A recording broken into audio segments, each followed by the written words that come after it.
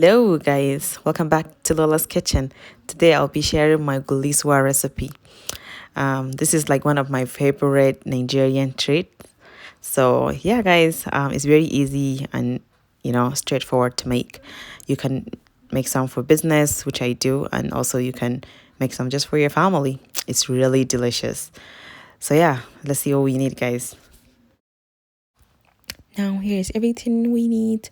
So I have 1.5 cup of powdered milk in there, and then I'm going to add half cup of sugar in there. You can use peak milk or nido, and then I have 1 tablespoon of butter, and then I will also add 1 teaspoon of vanilla flavor. Now for the water part, this is really important guys. So for the water you only need a little bit. I mean really tiny.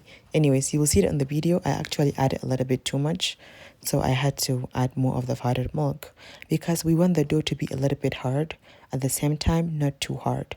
So yeah, just keep watching. I try as much as I can to share everything that you need to know to make a really yummy Gullisuwa. So just keep watching guys.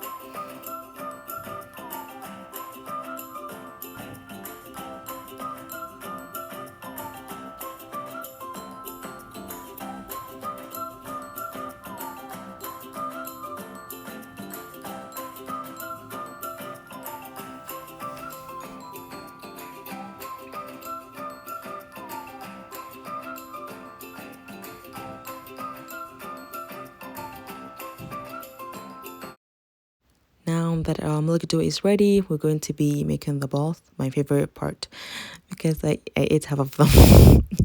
So anyways, you only need a little bit of oil. Just put it in your hand. The reason for the oil is because when you're making the balls, you don't want it to be sticking to your hand.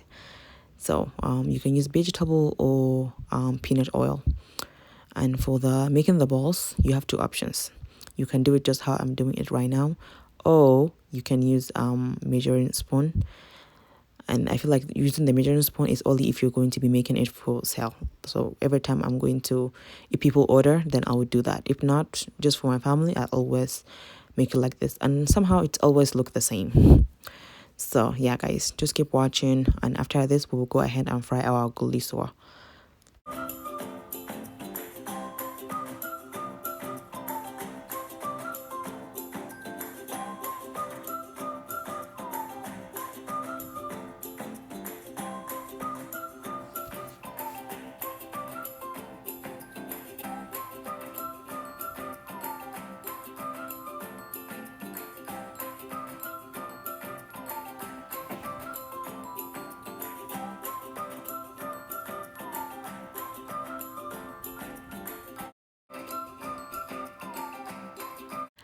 Now we're going to fry our Gullisuwa. So make sure you're using something deep. I'm just going to add one in there to see if the oil is hot, and yes it is. So add everything now in there, and then I'll just shake the frying pan. So don't put anything to mix it. No, just shake it a little bit. After a few seconds, then you can use your spoon or something to keep mixing it all together.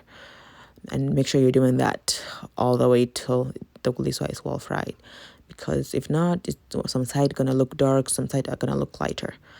So yeah, and gullisuwa is one of those things you don't want to look away. You look away for a second, oh my god, your gullisuwa will be all burned up. I'm telling you this from experience. So I will let the frying part also play all the way, because I have had a lot of questions about frying gullisuwa. So yeah, guys, just keep watching.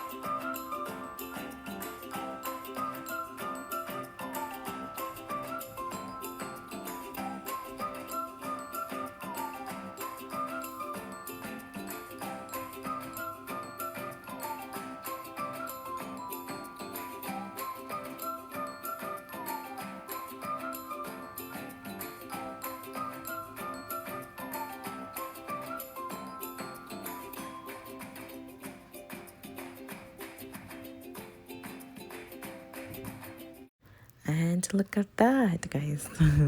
If you never had Gullisuwa, oh my god, you need to try. Make some.